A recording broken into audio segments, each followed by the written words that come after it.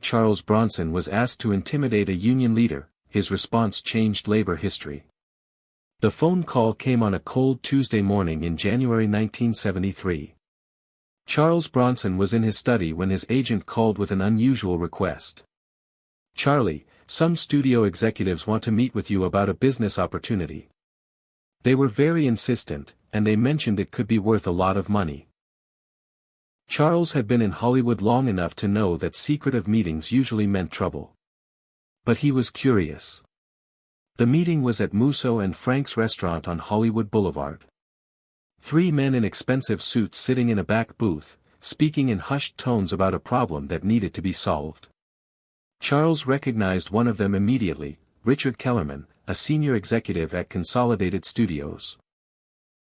Kellerman was known throughout Hollywood as a man who got things done, usually through intimidation and backroom deals.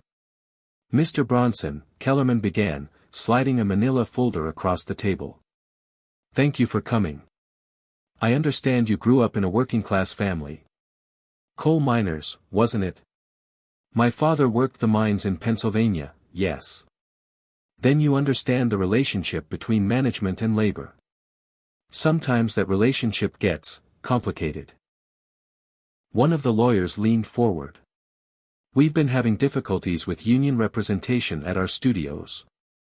Work stoppages, unreasonable demands, threats of strikes that could cost the industry millions." Charles sipped his coffee and waited. He'd learned that in meetings like this, the real information came out when people got nervous about silence. "We're specifically having problems with the union representative for our studio workers," Kellerman continued. "Man named Frank Kowalski. He's been stirring up trouble, threatening strikes that would shut down production on 6 major films." Charles knew Frank Kowalski by reputation. He was a tough Polish-American who'd worked his way up from being a grip to representing hundreds of studio workers, carpenters, electricians, drivers, all the people who made movies possible but rarely got credit. "What does this have to do with me?" Kellerman exchanged glances with the lawyers. "We need someone to have a conversation with Mr. Kowalski. Someone who understands the language of persuasion." "What kind of conversation?" "The kind that makes him understand that his current demands are unreasonable. The kind that helps him see the bigger picture." Kellerman paused. "The kind that helps him understand what happens to people who cause too much trouble for the studios." Charles felt his jaw tighten. "You want me to threaten him? We want you to reason with him. Man to man. Working class guy to working class guy. And if he doesn't listen?" Kellerman's smile was cold. "Then maybe he needs to understand that there are consequences for being unreasonable. The kind of consequences that affect a man's ability to work, to provide for his family." Charles looked at the 3 men across the table. They reminded him of the mine owners back in Pennsylvania. Well-dressed, well-fed men who'd never gotten their hands dirty but felt entitled to the profits from other people's labor. "What's in it for me?" Kellerman opened the manila folder. Inside were financial documents and contract offers. $50,000, cash, for having one conversation with Frank Kowalski. Plus a guarantee that you'll be our first choice for action films for the next 5 years. We're talking about a minimum of $10 million in guaranteed income. Charles looked at the contracts. It was more money than he'd made in his entire career up to that point. "There's one more thing," Kellerman added. "If you choose not to help us, well, Hollywood is a small town. People talk. Casting directors might start hearing that Charles Bronson is difficult to work with. Union sympathizer. Not a team player." The threat was clear. Help them intimidate Frank Kowalski, or watch his career disappear.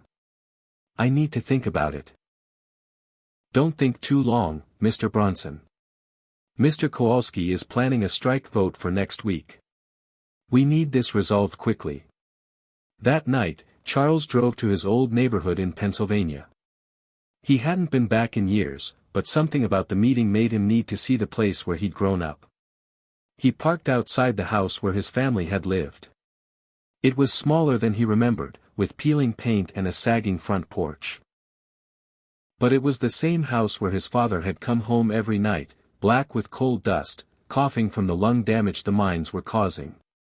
Charles remembered his father's words, "The union gives us power. Alone, we're nothing. Together, we can't be ignored." Sitting in his expensive car outside his childhood home, Charles made his decision. 2 days later, Charles called Frank Kowalski and asked for a meeting. They met at a small coffee shop near the studio. Kowalski was a big man with calloused hands and intelligent eyes. He looked exactly like the kind of person Charles's father had been, someone who worked hard and didn't back down from a fight. "Mr. Bronson," Kowalski said, shaking his hand. "I'm surprised you wanted to meet with me. Word is you don't get involved in labor disputes." "Word is about to change," Charles said. They found a quiet booth. Charles studied Kowalski's face. Weathered, honest, tired in the way that came from fighting uphill battles for people who couldn't fight for themselves. "Frank, I need to tell you something, and I need you to listen to the whole story." Charles told him everything. About the meeting at Musso and Frank's, about the $50,000 offer, about the threat to destroy his career if he didn't cooperate. Kowalski listened without interrupting. When Charles finished, he was quiet for a long moment. "Why are you telling me this? You could have just taken their money and walked away." "Because I know what side I'm on," Charles said. "And it's not with the guys in the expensive suits." "What side is that?" "The side of people who work for a living. The side of people like my father, who died of black lung disease because the mine owners cared more about profits than safety." Kowalski studied Charles's face. "You know this is going to make you enemies. Powerful enemies who can end your career. I've had powerful enemies before. Not like these. These people don't just ruin careers. They destroy lives." Charles shrugged. "Then I'll find something else to do. I worked in the coal mines before I was an actor. I can work with my hands again if I have to." "You'd give up everything? Your career, your money, your fame. Frank, what good is success if it comes from betraying everything your father taught you?" Kowalski smiled for the first time. "Your father raised a good son." Instead of just warning Kowalski, Charles suggested something more dramatic. "What if we turned this around? What if we exposed what they tried to do?" "You mean go public?" "I mean blow this whole thing wide open. Show people what these studios are really like." 3 days later, Charles Bronson called a press conference. He chose the same hotel where the Academy Awards were announced, ensuring maximum media attention. Standing behind a podium, with Frank Kowalski beside him and a room full of reporters in front of him, Charles told the entire story. 3 days ago, Charles began, executives from Consolidated Studios offered me $50,000 to threaten Frank Kowalski, the union representative for studio workers. The room erupted. Reporters shouted questions. Cameras flashed. They wanted me to use my movie image, my reputation for playing tough guys, to scare a man who's fighting for better working conditions for studio employees. They offered me millions in guaranteed film contracts if I would help them break the union. He held up copies of the contracts. "This is what they offered me. $10 million over 5 years. All I had to do was have one conversation with Mr. Kowalski that would make him understand the consequences of continuing his union activities." A reporter shouted, "Mr. Bronson, why are you revealing this?" Charles looked directly into the camera. "Because this isn't about me. This is about hundreds of working families who depend on Frank Kowalski to fight for them. This is about carpenters and electricians and drivers who make our movies possible but who the studios treat like they're disposable." Kowalski took the microphone and spoke about the union's actual demands: better safety protocols after a series of on-set accidents, health insurance for part-time workers, and modest wage increases. "Nothing we're asking for is radical," Kowalski said. We just want to be treated like human beings. The story dominated entertainment news for weeks. Initially, Consolidated Studios denied everything, but Charles had recorded his meeting with Kellerman. When the tapes were released, the studio was forced to admit what they'd tried to do. The consequences were immediate. Richard Kellerman was fired within 48 hours. The studio's stock price dropped 15%. More importantly, other studio workers began coming forward with their own stories of intimidation. But there were serious consequences for Charles too. Consolidated Studios used their influence to make sure other major studios were reluctant to hire him.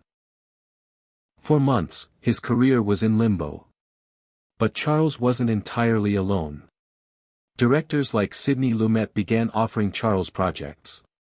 These weren't big-budget studio films, but they were good stories, made by people who respected Charles not just as an actor, but as a man who'd proven his integrity. Meanwhile, Frank Kowalski's union won their demands.